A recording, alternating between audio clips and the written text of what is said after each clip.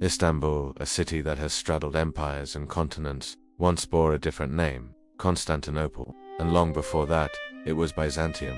But even further back in history, another city held the intellectual heart of the world, Alexandria. In Egypt, it was here, over 2,000 years ago, that a dream took root, the creation of a universal library, a repository of all human knowledge. The vision belonged to Ptolemy I Soter, one of Alexander the Great's generals who inherited Egypt. After Alexander's death, Ptolemy, a shrewd ruler with a keen interest in culture and learning, wanted to make his new capital, Alexandria, not only a center of trade and power, but also the intellectual hub of the Hellenistic world. His ambition led to the founding of the Mausoleum, a temple of the Muses. It wasn't just a library, it was a research institution, a community of scholars, poets, and philosophers supported directly by the royal treasury. The Mausoleum housed lecture halls, laboratories, botanical gardens, and even a zoo. But its centerpiece, its beating heart, was the Great Library. That the goal was audacious, to collect every scroll ever written in the known world. Ptolemy sent royal agents far and wide, offering generous sums for any texts they could find.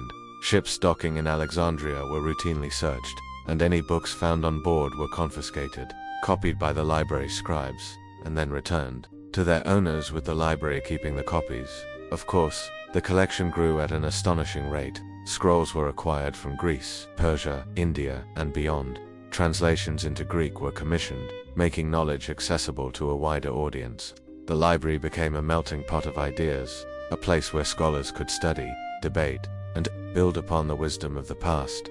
Imagine walking through its vast halls, lined with countless scrolls organized by subject. You could find the plays of Sophocles, the philosophical treatises of Plato, the astronomical observations of Hipparchus, the medical texts of Hippocrates, and the historical accounts of Herodotus, all in one place. It was a treasure trove, beyond measure, a testament to humanity's insatiable curiosity and thirst for understanding.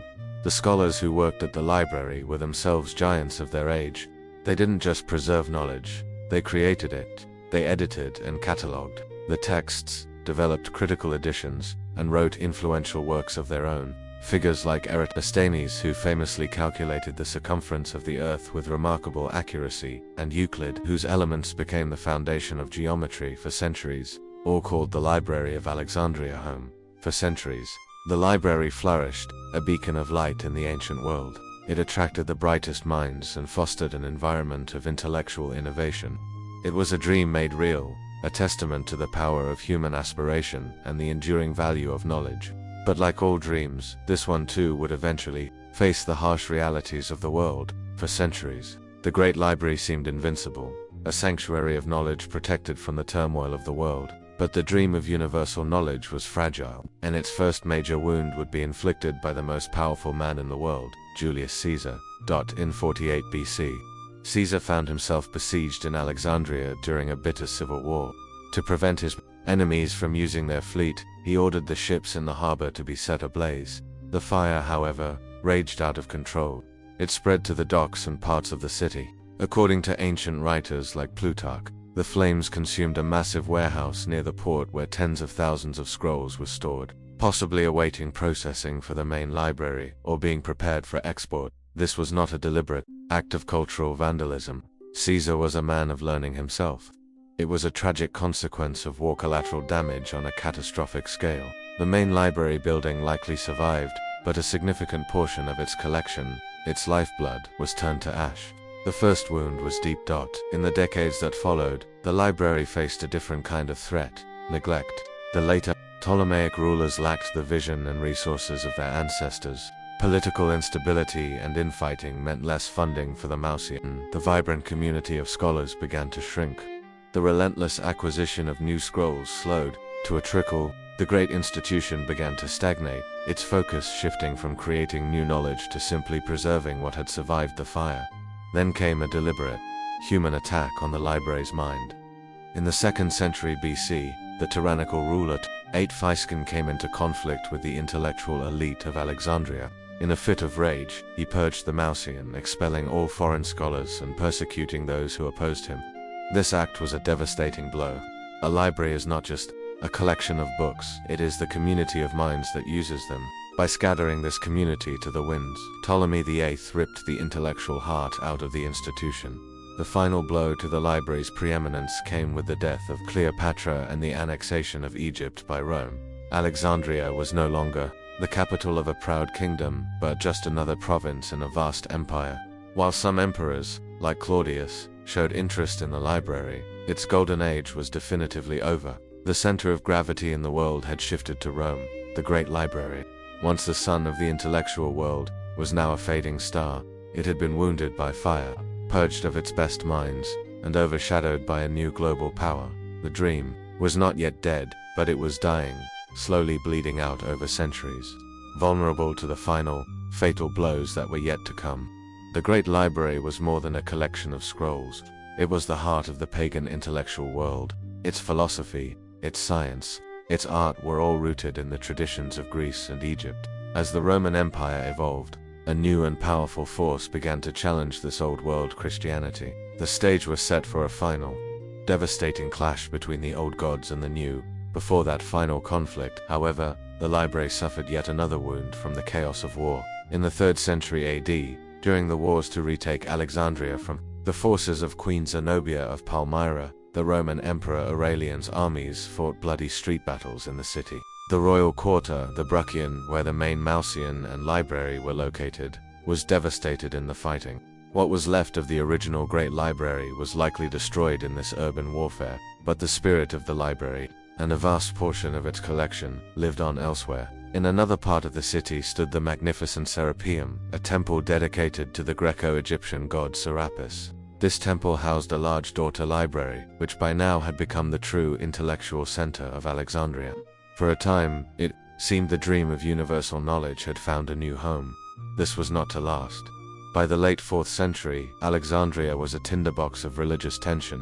Militant Christian monks, fervent pagans, and a significant Jewish population often clashed in the streets. The Serapeum, as the most prominent symbol of pagan learning and worship, became a focal point of this conflict. The final act began in 391 AD. The Christian Emperor Theodosius issued a decree outlawing all pagan worship across the empire. Theophilus, the ambitious and zealous Patriarch of Alexandria, saw his chance. He used the decree as a weapon that he incited a Christian mob, leading them to the gates of the Serapeum, where pagan philosophers and their students had barricaded themselves. After a tense standoff, the authorities sided with the Patriarch. The gates were thrown open. The scene that followed was one of cultural and religious fury. The mob stormed the temple. They smashed the priceless statues of pagan gods, desecrated the sacred shrines, and, in their zeal to eradicate every trace of the old religion, they turned their fury upon the scrolls housed within the daughter library. This was no accident of war. This was a deliberate act. The scrolls, containing generations of philosophy, science, and literature, were seen as vessels of pagan belief. They were torn, trampled, and likely burned. The fire this time was not one of war, but of faith. It was the fire of a new world, determined to erase the old. With the destruction of the Serapeum, the last great institutional repository of classical knowledge in Alexandria was gone forever. So who truly destroyed the Great Library of Alexandria? The popular myth blames a single catastrophic fire, often attributed to Julius Caesar or later, to the Arab conquest of Egypt in the 7th century. But the real story, the true tragedy, is far more complex. There was no single day knowledge died. There was a slow, agonizing death over 700 years. The library was not destroyed by one group, but by many. It was wounded by Caesar's fire, a casualty of Roman civil war. It was starved by the neglect of later Ptolemaic kings. It was intellectually crippled by the purges of Ptolemy VIII. It was battered by the urban warfare under Emperor Aurelian, and its final, living remnants in the Serapeum were obliterated by the religious fanaticism of a Christian mob in 391 AD. The destruction was not the work of one villain, but the inevitable result of a changing world. It was a victim of war, of shifting political priorities, of budget cuts, and ultimately, of an ideological shift, where the open-ended philosophical inquiry of the classical world was replaced by the doctrinal certainty of monotheistic faith. What did we truly lose in the ashes? It is almost impossible to comprehend. We lost hundreds of thousands of scrolls. We lost the complete works of countless Greek poets and playwrights, known to us now only by their names. We lost Aristotle's own notes and dialogues. We lost astronomical records that could have transformed our understanding of the cosmos. We lost historical accounts of civilizations we know nothing about. We lost medical texts, engineering diagrams, and philosophical treatises. It is the greatest intellectual black hole in human history. Imagine a world where the scientific revolution could have happened 1,000 years earlier. Imagine having the complete, unfiltered history of the ancient world at our fingertips. This is the magnitude of the loss. But the legacy of the library is not just one of loss. Its echo can still be heard. The knowledge it housed was copied, translated, and disseminated throughout the ancient world.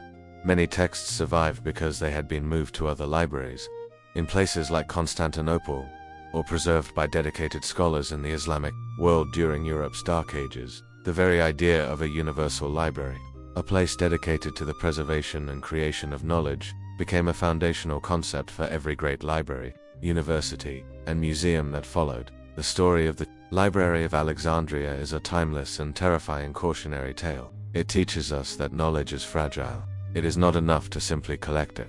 It must be protected, funded, shared, and most importantly, valued by the society that inherits it. Because once it's gone, it can be lost forever, leaving behind only silence and the faint, haunting echo of what we could have known.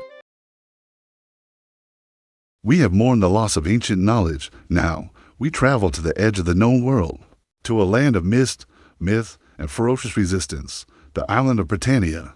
Rome called it a conquest, a civilizing mission, but for the Celtic tribes who lived there, it was an apocalypse, an invasion led by a man whose efficiency was matched only by his brutality. His name was Agricola. He didn't just defeat his enemies in battle. He pursued them into the highlands, burning their villages, slaughtering their people, and salting the earth. He was the man who made a dessert and called it peace. Next time, we march into the mud and blood of Britain's conquest and meet the man known as the Butcher of Britannia.